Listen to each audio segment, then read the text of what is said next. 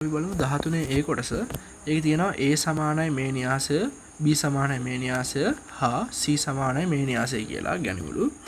මෙහි A කියන කෙනා තාත්වික සංඛ්‍යාවක් වේ. A ඉන්වර්ස් පවතින පරිදි A හි අගයන් සොයන්නලු.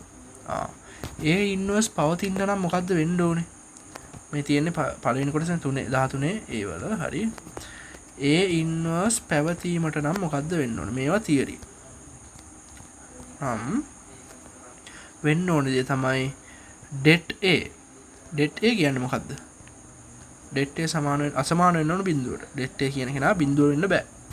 A ඉන්වර්ස් පැවතීමට නම්. ඒ කියන්නේ මොකද්ද?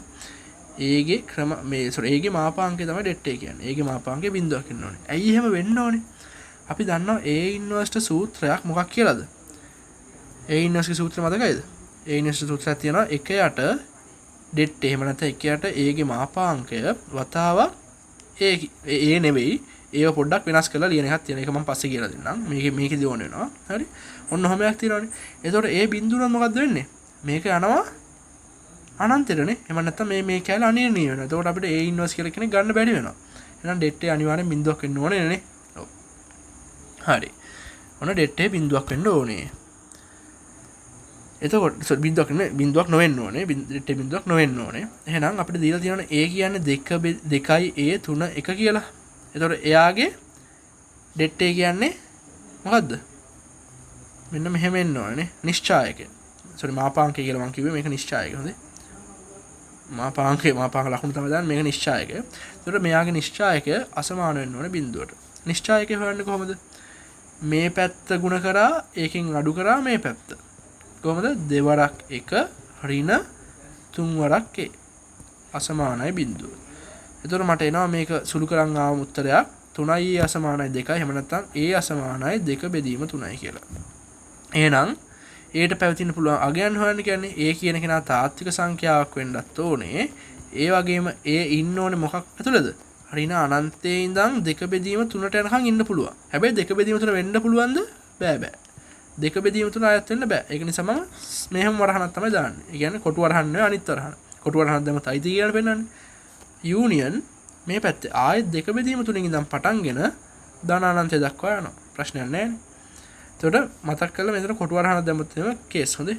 එතකොට 2 බෙදීම 3ත් අයිති කියලා තමයි ගන්න. ඔන්න ඔහමයි එන්නේ. ඊට පස්සේ මොකද්ද? ඒ ගියගෙන හෙව්වා දැන් කියනවා A ඇසුරෙන් AB හොයන්නලු. A ඇසුරෙන් AB හොයන්නලු. AB කියන්නේ මොකද්ද? දැන් අපිට A දීලා තියෙනවා B දීලා තියෙනවානේ. AB කියන්නේ A ගුණ කිරීම B. A කියන්නේ 2යි A 3 1. B කියන්නේ 2යි 1යි A 1යි 4යි 1. හරි. එතකොට මේක හොයන්න අපි ගුණ කිරීම දැනන් ඉන්න ඕනේ. නිශ්චය මේවා ගුණ කිරීම matrices ගුණ කිරීම. එතකොට matrices ගුණ කරන්නේ කොහොමද? මෙයා ගුණ කරනවා මෙයත් එක්ක. එයා ලියනවා මෙතනින්. ඊට පස්සේ එයාම ගුණ කරනවා මෙයත් එක්ක එයා ලියනවා මෙතනින්. එයා ගුණ කරනවා මෙයත් එක්ක එයා ලියනවා මෙතනින්. ඊළඟට මෙයා ගුණ කරනවා මෙයත් එක්ක එයා ලියනවා මෙතනින්. එයා ගුණ කරනවා මෙයත් එක්ක එයා ලියනවා මෙතනින්. එයා ගුණ කරනවා මෙයත් එක්ක එයා ලියනවා මෙතනින්. ඒ ගුණ කරන්නේත් කොහොමද?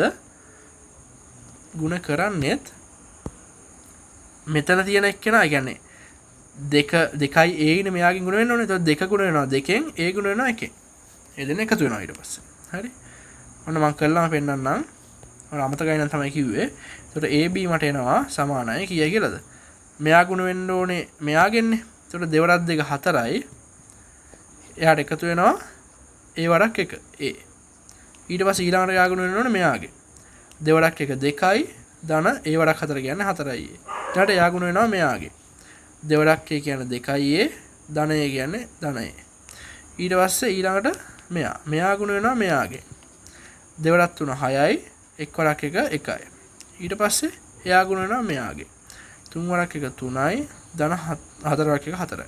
ඊට පස්සේ එයා ගුණ වෙනවා මෙයාගේ. තුන් වරක් a කියන්නේ 3යි a ධන 1. හරි. අපිට එනවා ab ට උත්තරය මොකද්ද එතකොට? 4 ධන a අපිට a ඇසුරෙන් හොයන්න කියන්නේ. එහෙනම් අවුලක් නැහැ. a තිබ්බට අවුලක් නැහැ. 2යි a ධන a කියන්නේ 3යි a මෙතන 7යි මෙතන 7යි මෙතන 3යි a ධන 1යි. ඔන්න ඔහොමයක් එනවා. හරි. එහෙනම් AB හොයාගෙන ඉවරයි. ඊළඟට අපිට මොකද්ද කියන්නේ? BT AT සමානයි C වන පරිදි A හි අගය නිර්ණය කරන්නලු. T කියන්නේ මොකද්ද? A සමානයි අපිට දීලා තියෙනවා 2යි A 3යි 1යි කියලා. AT කියන්නේ මොකද්ද? AT කියන්නේ ට්‍රාන්ස්පෝස් එක. ට්‍රාන්ස්පෝස් එහෙම නැත්නම් අපි කියනවා පෙරළුම කියලා සිංහලෙන්. පෙරළුම් න්‍යාසය කියන්නේ මේකේ රෝ එකට තියෙන එක. මේකේ මේ පැත්තට තියෙන එක අපි ලියනවා මේකේ කොලම් එකක් විදිහට. එතකොට 2යි A 3යි 1යි කියන එක තමයි මේ ට්‍රාන්ස්පෝස් එක කියන්නේ.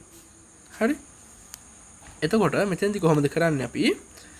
මෙතෙන්දි මට ලියන්න පුළුවන් මෙයාව තව දෙයක් වදරන් ඉන්නවනේ. දැන් අපිට දෙලා තියෙනවා BT AT සමානයි C කියලා.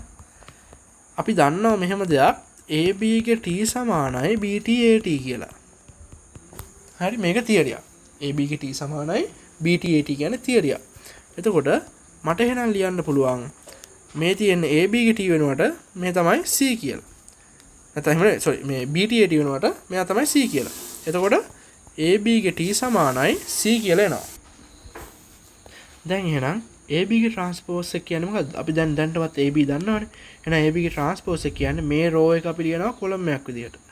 4 ධන A 2 ධන 4යි A 3යි A. ඊට පස්සේ මේ රෝ එක ලියනවා අනිත් කොලම් එක විදියට. 7යි 3යි A ධන 1යි. ඕන්න ඔය විදියට. සමානයි C ට අපිට දීලා තිබ්බනේ C කියන්නේ කවුද කියලානේ. C කියන්නේ 4 ධන A 7යි 6යි 7යි 3යි A 4යි. හරි. C කියන්නේ මොකද්ද? 4 ධන A 7යි 6යි 7යි 3යි A 4යි. එහෙනම් දැන් අපිට මේවා සමාන කරන්න පුළුවන්. මේවා සමාන කරනකොට හොඳට මතක තියාගන්න. ඔයාට Aට උත්තරයක් එනවා මේ දෙක සමාන කරපු ගමන්. ඒත් මේවා සර්ව සම වෙන්න ඕනේ. ඒක සර්ව සම වෙන්න නම් ඔයා දෙකම පෙන්වන්න ඕනේ. මෙන්න මේ 2 ධන 4යි A සමානයි 6 කියන එකයි. ඊට පස්සේ මෙයා නම් කොහොමත් සමාන වෙනවනේ. එයා පෙන්වන්න ඕනේ නෑ. මෙන්න මේ දෙකම ලියන්න ඕනේ අනිවාර්යෙන්. හොඳයි. එකක් ලියලා A හොයාගත්තම පැත්තකට ලයින් එපා. Aට එකම අගය ආවත් අපි A තියෙන හැම තැනම ඒ කියන්නේ A මේ පැත්තේ A ඉන්ක්ලූඩ් වෙනවා මේ පැත්තේ නිකම්ම මේ නියතයක් ඉන්ක්ලූඩ් වෙනවා නම් හැම එකේම අගයන් හොයලා ඉන්න ඕනේ අපි. ඒක හොඳට මතක තියාගන්න. එතකොට මේක මොකද කියන්නේ? මට කියන්න පුළුවන් 2 ධන 4යි A සමානයි 6යි සහ 3යි A ධන 1 සමානයි 4යි කියලා. මේකෙන් එනවා අපිට 4යි A සමානයි 4යි. ඒ කියන්නේ A සමානයි 1යි කියලා. මේකෙනුත් එනවා 3යි A සමානයි 3යි. ඒ කියන්නේ A සමානයි 1යි කියලා. therefore අපිට කියන්න පුළුවන් A සමානයි 1යි කියලා. හරි. ඔන්න එහෙනම් ඒ කැලලත් හරි. තව මොකද්ද කියන්නේ අපිට? තව කියනවා A හි මෙමාගය සඳහා A ඍණ A ඉන්වර්ස් සමානයි 3යි බව පෙන්වන්නලු. හරි. A ඍණ A ඉන්වර්ස් නේ. එහෙනම් අපි A ඉන්වර්ස් හොයලමු ඉස්සෙල්ලා. හරි. අපිට පෙන්වන්න තියෙන්නේ A ඍණ A ඉන්වර්ස් සමානයි 3යි බව. හරි. A ඍණ A ඉන්වර්ස් සමානයි 3යි බව. ඒකට මට කියන්න පුළුවන් A ඉන්වර්ස් කියන්නේ මම කලින් ඔයාලට කිව්වා එකයට det A කියන්නේ A ගේ නිශ්චායකය. det කියන්නේ determinate කෙනෙක්. හොඳේ. නිශ්චායකය තමයි determinate කියලා කියන්නේ ඉංග්‍රීසි වලින්. එතකොට අපිට A කියන කෙනා ඉන්නවා කොහොමද? අපිට A කියන කෙනා තිබ්බ 2යි 1යි 3යි 2යි නොහොම නැති A කියන එක. sorry 2යි A ද තිබ්බේ. ඔව් 2යි A 3යි 1යි. එතකොට 2යි A 3යි 1යි මම ලියුවේ මොකද්ද? 2යි A 3යි 1යි. හරි. එතකොට A කියන එක නෑ 1යිනේ. A කියන එකක් කියලා හොයාගත්තා. එහෙනම් 2යි 1යි 3යි 1යි. ඔන්න හොඳ තමයි තියෙන්නේ. හරි. දැන් මෙන්න මෙතන ලියන A පොඩ්ඩක් වෙනස් වෙනවා. වෙනස් වෙනවා කියන්නේ මේ තියෙන ප්‍රධාන මේක තියෙන විකර්ණය මේ ප්‍රධාන විකර්ණයේ 2යි 1යි මාරු වෙනවා තැන් දෙක. එතකොට මෙයා 1 වෙනවා මෙයා 2 වෙනවා. ඊළඟට අනිත් විකර්ණය තියෙන්නේ. අන්න ඒ අනිත් විකර්ණ දෙන්න එහෙමම ඉන්නවා. හැබැයි පොඩි වෙනසක් වෙනවා. ඒ දෙන්න ඍණ වෙනවා. ඒ දෙන්න එහෙමම ඉන්නවා. ඒ දෙන්න ඍණ වෙනවා. ඔන්න ඔහම තමයි එන්නේ. ඊළඟට det A කියන්නේ මොකද්ද? determinant A එක අපි කලින් හොයාගත්තා නේද determinant A එක. මොකද්ද determinant A එක ආවේ අපිට? මේ තියෙන්නේ 2 වැඩි කිරීම 1 ඍණ 3 වැඩි කිරීම A. දැන් 3 වැඩි කිරීම 1යි A කියන්නේ නේ. 2 වැඩි කිරීම 1 ඍණ 3 වැඩි කිරීම A කියන්නේ දැන් A කියන්නේ 1යි කියලා හොයාගත්තානේ. 3 වැඩි කිරීම 1 වතාවක් 1 ඍණ 1 ඍණ 3 2. හරි. ඔන්න අපිට එනවා මෙතනින් 2 ඍණ 3 කියන්නේ ඍණ 1යි කියලා. එතකොට මේ ඍණ 1 අපි ඇතුළට දාමු කෙලින්ම. එතකොට මම ඍණ 1 1 3 ඍණ 2 කියලා එනවා. මේ කවුද? A ගේ ඉන්වර්ස් එක. A ගේ ඉන්වර්ස් එක. එතකොට ඒකේ ඉන්වර්ස් එක දැන් අපි හොයාගත්ත අපිට පෙන්වන්න තියෙන A ඍණ A ඉන්වර්ස් සමානයි 3යි කියලානේ. අපි එහෙනම් A ඍණ A ඉන්වර්ස් හොයමු. A කියන්නේ කවුද? 2යි 1යි 2යි 1යි ඊට පස්සේ මේ දෙන්න කොහොමද තිබ්බේ? ඍණ 1යි 3යි තිබ්බේ. ඔව් 1යි 3යි තිබ්බේ නේ. කොහොමද තිබ්බේ? ඊට පස්සේ එයාගෙන් අඩු වෙනවා A ඉන්වර්ස් එක. ඍණ 1 1 3 ඍණ 2. හරි. එතකොට එනවා අපිට දෙක මෙතන ඍණ ධන වෙලා දෙක ධන එක මේ එකතු වෙන්නේත් මෙහෙම. ඒ කියන්නේ මේවා එකතු වෙන අඩු වෙන ඔයාලට මතක ඇතිනේ. එකතු වෙන අඩු වෙන මෙයාට එකතු වෙන්නේ මෙයා. එතකොට දෙක ඍණ එක කියන්නේ දෙක ධන එකනේ 3 වෙනවා. මෙතන 1යි එයාගෙන් අඩු වෙනවා 1ක්. එතකොට බිඳුවයි. ඊළඟට මෙතන 3යි එයාගෙන් අඩු වෙනවා 3ක්. එතකොට බිඳුවයි. ඊළඟට මෙතන 1යි එයාගෙන් අඩු වෙනවා ඍණ 2යි. කියන්නේ එකතු වෙනවා 2ක්. කියන්නේ එයා 3යි. ඕන්න ඔහම එනවා. එතකොට මම මේකේ 3 එළියට ගත්තොත් මේ තියෙන 1.1. i කියන්නේ මොකද්ද? i කියන්නේ අපිට දීලා තියෙනවා ඝණය 2 වූ ඒකක න්‍යාසය වේ. ඝණය 2 වූ ඒකක න්‍යාසය කියන්නේ මොකද්ද? ඒකක න්‍යාසය කියන්නේ 1.1 නේ. එතකොට ඝණය 2 වුණා නම් ඝණය 3 වුණා නම් මොකක්ද වෙන්නේ? 1 1 1 ඊට පස්සේ බිංදුව. ඕක තමයි ඝණය 1 වෙච්ච ඒකක න්‍යාසය. හරි. ඔහොම අර මේ ප්‍රධාන විකරණ 1 වෙනවා අනිත් ඔක්කොම බිංදුවක් වෙනවා. එහෙම තමයි එන්නේ. එතකොට මෙතන නම් 3යි දැන් i. A ඍණ A ඉන්වර්ස්. ඒකත් හරි. ඒකත් පෙන්නලා ඉවරයි. තව තියනවද අපිට? නෑනේ එච්චරයි. ඒ ගන්න ලේසි නේ. හරි.